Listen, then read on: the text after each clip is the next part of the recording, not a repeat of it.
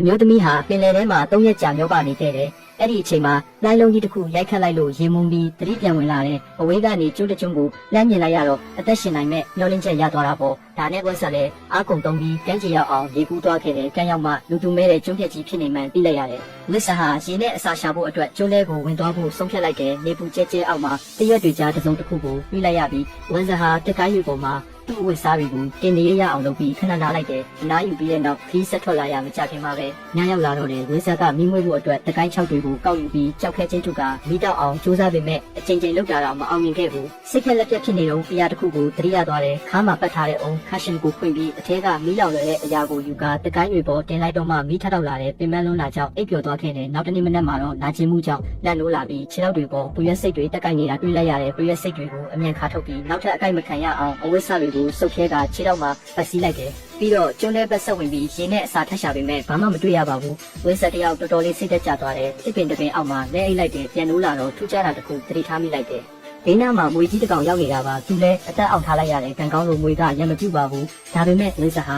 အဲ့ဒီနေရာမှာမနေရတော့ပဲကမ်းခြေဘက်ကိုလာလန်းတိုင်းပြန်လှည့်ပြေးတဲ့လမ်းမှာတိရစ္ဆာန်တွေကောင်ရိုးတွေကိုတွေ့လိုက်ရတော့ဒီကျွန်းကဘလောက်အနေအများလဲဆိုတာသဘောပေါက်သွားတယ်။ရုတ်တရက်ခြေထောက်နာကတစ်ခုခုကိုခလုတ်တိုက်မိမလို့ဖြစ်သွားတယ်ကြည့်လိုက်တော့အုံးကြီးဖြစ်နေပေမဲ့ပုံနေပါပြီအပင်ပေါ်ကအုံးကြီးတွေကိုမောကြည့်ပေမဲ့လက်လက်မမိနိုင်ခဲ့ဘူးဝက်ဆက်လည်းတော်တဲ့